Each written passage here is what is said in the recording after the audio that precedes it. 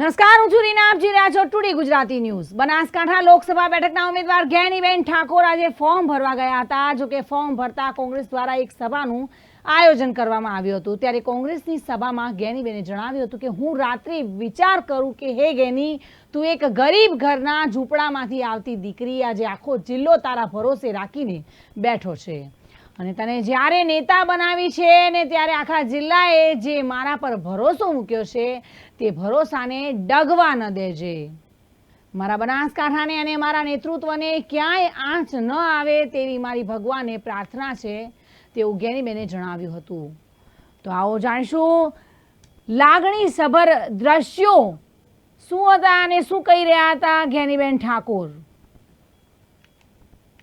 પણ જ્યારે ગામડે ગામડે ફરું ને અને લોકો ફૂટ ને હાર પહેરાવે ને ત્યારે એમનું ઋણ મારા ઉપર છે।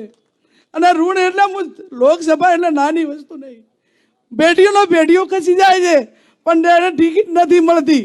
અને આ બનાસકાંઠાની પ્રજાના ભરોસે જ્યારે મને ટિકિટ આપી દે ત્યારે હે ભગવાન કૃષ્ણ કનૈયા મારી નાવ તારજે અને મારા બનાસકાંઠાને સુરક્ષિત રાખજે, એની ભાઈચારાની ભાવના રાખજે। આટલું કઈ વિરમું છું। જય હિન્દ, જય ભારત।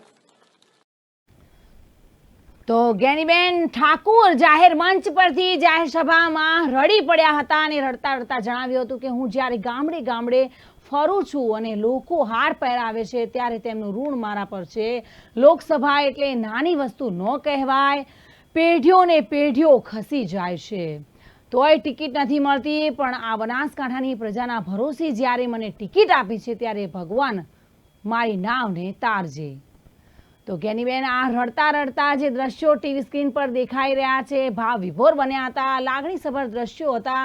લોકોમાં પણ આપ જોઈ રહ્યા છો જ્ઞાનીબેન માટે લાગણી જોવા મળી હતી। મોટી સંખ્યામાં આગેવાનો ઉપસ્થિત રહ્યા હતા। શક્તિસિંહ ગોયલ પણ પધાર્યા હતા, જિગ્નેશ મેવાણી સહિતના નેતા ત્યાં જોવા મળ્યા હતા। ગુલાબસિંહ રાજપૂત પણ હાજર રહ્યા હતા, ઉપસ્થિત રહ્યા હતા અને મોટી સંખ્યામાં કોંગ્રેસના નેતાઓ અને કાર્યકર્તાઓ ત્યાં ઉપસ્થિત રહ્યા હતા। જ્ઞાનીબેન ઠાકોરની રેલીમાં પણ જોડાયા હતા